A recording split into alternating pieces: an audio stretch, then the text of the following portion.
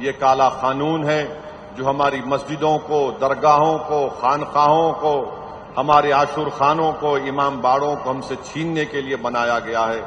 آپ نے مجھ سے قبل تمام ذمہ دار لوگوں سے ان کے بصیرت و فروز خطابات کے ذریعے آپ نے سنا ہوگا کہ یہ قانون کیسا بنایا گیا ہے۔ اگر کوئی مسلمان آدیواسی ہوگا تو وہ اپنی جائیداد کو وقف نہیں کر سکے گا۔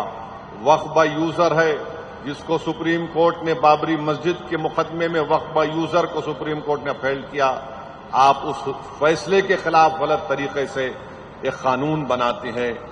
آپ خواتین ہیں، اس قانون میں یہ بات لکھی گئی کہ اگر کوئی اپنی جائیداد کو وقف الاولاد کرنا چاہتا ہے اور وقف الاولاد کرے گا تو مودی کی حکومت یہ کہہ رہی ہے کہ بیٹی کا حق نہیں مارا جا سکتا۔ اب آپ خود اندازہ لگائیے کہ اگر کوئی اپنی جائیداد کو اللہ کو اس کا مالک بنا رہا ہے تو کہاں بیٹی کہاں بھائی، کہاں بیٹا کہاں بیٹی کہاں رشتہ دار؟ مگر یہ حکومت کہتی ہے کہ وقف الاولاد آپ اس وقت تک نہیں کر سکتے جب تک کہ آپ یہ بتا نہ دیں کہ بچوں کا حق نہیں مارا جائے گا۔ یہ عجیب و غریب بات ہے کہ جائیداد میری ہے ہندوستان کی آئین کی سیکشن 300 کے تحت۔ یہ قانون ایسا بنا دیا گیا کہ جتنے مساجد ہیں پورے ملک میں آثار قدیمہ کے تحت، اگر وہ پروٹیکٹڈ ہیں، اینشینٹ ہیں، تو اس کا مالک وقف نہیں رہے گا، اس کا مالک آثار قدیمہ بن جائے گا۔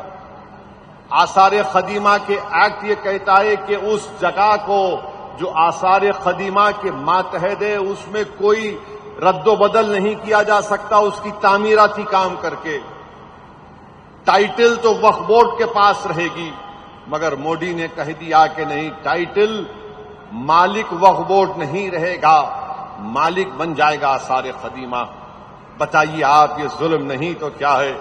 پھر یہی تو سیکشن لایا گیا تھا جب لوک سبھا میں بحث ہو رہی تھی، اس دن اس امینڈمنٹ کو پیش کر دیا گیا۔ ہمارے ایک بھائی حمداللہ سعید کانگریس کے ایم پی ہیں، لکشدیپ کے ایم پی ہیں، آدیواسی ہیں۔ ان کے مرحوم والد 9 مرتبہ کے ایم پی تھے لوک سبھا اور راجیہ سبھا کے۔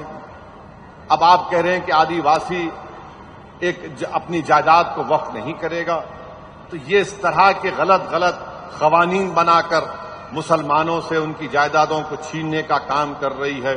میں اس موقع پر ہمارے محب اللہ ندوی صاحب کا بھی شکریہ ادا کروں گا کہ ہم تمام اراکین نے مل کر اس پارلیمنٹ کی جوائنٹ ورکنگ کمیٹی میں بڑی محنتیں کی، بڑی جستجو کی، ہم نے پوری کوشش کی کہ ہم اپنے موقف کو سامنے رکھ سکیں۔ اسی لیے ہم نے اس جوائنٹ ورکنگ کمیٹی کی رپورٹ میں ہم نے اپنے ڈسنٹ رپورٹ کو بھی دیا ہے، میں نے دیا، مولانا محب اللہ ندوی صاحب نے دیا، اور مولانا محب اللہ ندوی صاحب رامپور کے ایم پی بھی ہیں اور پارلیمنٹ کے سامنے جو مسجد ہے اس کے امام بھی ہیں۔ یہ قانون یہ کہہ رہا ہے کہ پارلیمنٹ کے سامنے کی مسجد وقف کی نہیں رہے گی، گورنمنٹ کی پراپرٹی ہو جائے گی۔ آپ بتائیے، جس مسجد کا امام ایک ایم پی ہو، بحیثیت امام ان کا تقرر دلی وقف بورڈ نے کیا، یہ قانون یہ کہہ رہا ہے کہ ہم اس مسجد کو مسجد نہیں مانیں گے، گورنمنٹ کی پراپرٹی بنا دیں گے۔ کیسے کوئی خاموش بیٹھ سکتا ہے؟ بتائیے آپ۔ یہ حکومت آستھا کی بات کرتی ہے کہ ہماری آستھا مسجد میں نہیں ہے، کہ ہماری آستھا درگاہوں میں نہیں ہے، کہ ہماری آستھا یتیم خانوں میں نہیں ہے جو وقف کر دیے گئے، کہ ہماری آستھا عاشور خانوں میں نہیں ہے، امام باڑوں میں نہیں ہے، عیدگاہ میں نہیں ہے۔ آخر کیوں اس طرح کا قانون بی جے پی حکومت نے بنایا؟ صرف مسلم دشمنی کی بنیاد پر۔ اس قانون سے وقف کی حفاظت نہیں ہوگی، اس قانون سے وقف کی آمدنی میں اضافہ نہیں ہوگا، اس قانون سے قابضین کو نہیں ہٹایا جا سکتا۔ مانے جو 12 سال سے قبضہ کر کے بیٹھا وہ مالک بن جائے گا، اور پورے ملک میں پروپیگنڈا بی جے پی والے کر رہے ہیں ایسا نہیں، سب جھوٹ ہے۔ یہ قانون صرف بنایا گیا مستقبل کو سامنے رکھ کر۔ اگر یہ قانون رہے گا تو یاد رکھیے، آر ایس ایس کے پاس ایک لسٹ ہے جو ان کا ماننا یہ ہے کہ تاریخ کے کسی وقت میں مساجد نہیں تھے، کسی اور کی عبادت گاہ تھی، تو صرف ان کو کرنا یہ ہے کہ کلکٹر کے پاس جا کر ایک درخواست دینا ہے کہ یہ مسجد نہیں ہے، اور کلکٹر انکوائری آرڈر کرے گا۔ اس کے بعد سے جب تک انکوائری کی رپورٹ مکمل نہیں ہوتی وہ وقف کی جائیداد نہیں رہے گی۔ آپ سن کر کہہ رہے ہوں گے کیا بات کر رہے ہو، انکوائری پہ میں اپنی مسجد کو کھو دوں گا؟ جی ہاں، اگر کلکٹر کے پاس کوئی شکایت کرے گا تو انکوائری پر آپ مسجد کھو دیں گے۔ جب تک کہ انکوائری مکمل نہیں ہو جاتی کلکٹر انکوائری آرڈر کرے گا، آپ انتظار کرتے رہیے۔ کوئی بھی جا کر کمپلین کر دے گا۔ یہ بولتے ہیں پورٹل، ارے پورٹل کیا ہے؟ پورٹل پہ بھی چڑھانے سے پہلے کوئی کمپلین کر دے گا۔ آپ نے ایک سیکشن بنا دیا، اس میں ہمارے داؤدی بورا مسلمانوں کو بدنام کرنے کے لیے داؤدی بورا مسلمانوں نے کہا کہ ہم کو اس قانون کے تحت مت لائیے۔ ہمارے پاس دائل مطلق کا ان کے پاس ایک کانسیپٹ ہے، مگر ان کو استعمال کیا گیا۔ کیوں استعمال کیا گیا؟ یہ بات ذہن نشین کر لیجئے کہ مودی کی حکومت نے داؤدی بورا کو اور کھوجاؤں کو اس لیے اس قانون میں لایا، اس کے دو مقصد تھے۔ ایک مقصد کہ کھوجا مسلمان، ان کا ایک یتیم خانہ وقف تھا جس کو ہندوستان کے سب سے دولت مند آدمی نے وقف کی جائیداد کو 20 کروڑ روپے دے کے خرید لیا۔ آج بمبئی میں سب سے بڑا عالی شان عمارت جو ہمارے ملک کا سب سے دولت مند آدمی ہے، اس نے اپنا گھر بنایا تو یتیم خانے پر بنایا جو وقف کی جائیداد تھی۔ اس کو بچانے کے لیے آپ نے کہا کہ کھوجا بھی ان کا وقف ہوگا۔ کیوں ہوگا؟ کیونکہ انہوں نے ایک وقف ٹرسٹ کے تحت اس کو بیچ دیا تھا، تو اس کی ٹائٹل کو لیگلائز کرانے کے لیے مہاراشٹر کے دو سی او لکھ کر دیے کہ یہ وقف کی جائیداد ہے، تو مودی نے قانون کے ذریعے اپنے دوست کو مدد کر رہے ہیں۔ اور یہ جو ہمارے داؤدی بورا کہہ رہے تھے کہ نکالو، ان کا نام لے کے سیکشن 2C لائے اور ان کو ہی وقف بورڈ میں شامل کر لیے۔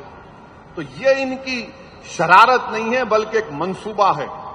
آپ اندازہ نہیں کر سکتے کہ ہم اور محب اللہ صاحب جب اس کمیٹی میں تھے تو کمیٹی کے چیئرمین نے اپنے اختیارات کا اس طرح استعمال کیا کہ ایک ایسی تنظیم کو بلایا کمیٹی کے سامنے، اس کمیٹی کے 3 لوگوں پر ٹیررزم کے مقدمے چل رہے ہیں، بلکہ 2 کو سزا بھی ہوئی۔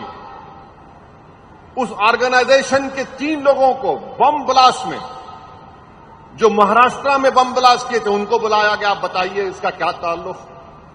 ایسے لوگوں کو بلایا گیا۔ محب اللہ صاحب کو میں پہلی مرتبہ غصے میں دیکھا۔ ریٹائرڈ ہائی کورٹ کے ججز ہیں، ریٹائرڈ لا یونیورسٹی کے وائس چانسلر ہیں، اور جب ہم ان سے پوچھے کہ یہ بتائیے کہ 5 سال مسلمان ہونے کی شرط کا مطلب کیا ہے، جب میں نے یہ ریٹائرڈ وائس چانسلر جو لا یونیورسٹی کے تو ان سے پوچھا کہ بتائیے محترمہ، اگر کوئی 5 سال تک نہیں دے سکتا تو کیا 5 سال تک دوسرے مذہب کو دے سکتا ہے؟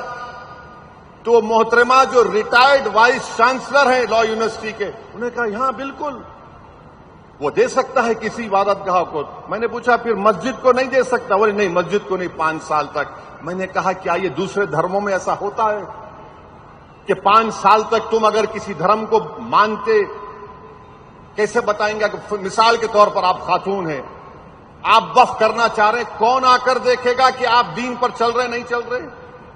کون طے کرے گا؟ اور انگریزی کا ورڈ ہے کنٹروینس لکھا آپ نے، کہاں سے طے ہوگا؟ مقصد کیا ہے کہ چھین لینا؟ بلکہ وہ محترمہ جاتے وقت مجھے ایسی غلط الفاظ میں، ان پارلیمنٹری لینگویج میں مجھ پر ایک تانا مار کے گئے۔ اس وقت محب اللہ صاحب اٹھ گئے، مجھے ان کو بڑی مشکل سے روکنا پڑا، ورنہ ماحول کچھ اور ہو جاتا وہاں پر۔ تو بہرحال یہ چیزیں ہیں، آپ کو باخبر کرنے کے لیے، آپ کو باشعور کرنے کے لیے یہ کوششیں آل انڈیا مسلم پرسنل لا بورڈ کی جانب سے کی جا رہی ہیں۔ آپ کثرت سے دعا بھی کریے کہ اللہ سبحانہ و تعالی ہم کو اس مقصد میں کامیابی دے۔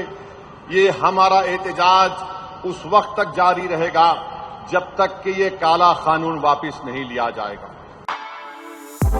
For exclusive and insightful videos, subscribe to our new channel ABP Live Premium.